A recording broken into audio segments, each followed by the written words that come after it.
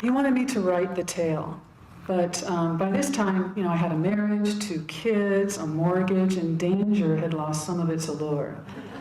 It's a little difficult to go up against some of these large corporations, and you really have to know your P's and Q's, or watch your P's and Q's. So I put aside the lawsuit that Mark had sent me, but he was very charming. He kept calling every few months and calling. He'd tell me a joke, and then he'd spoon feed me sort of the basics of Pharmacology 101, and I got hooked. He was a great salesman.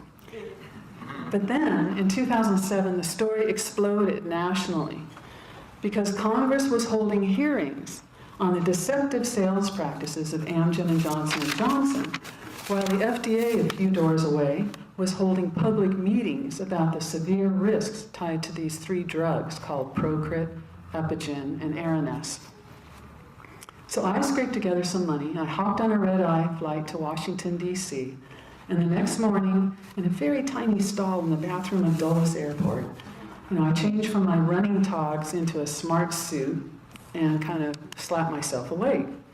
I get a taxi and go to Capitol Hill and walk into this packed meeting room where there's attorneys and patients and doctors, everyone sort of jostling for attention.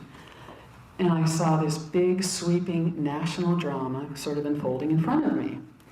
Regulators had just slapped a black box warning on the drug, which is the most severe warning you can have before you yank it off the table or off the shelf.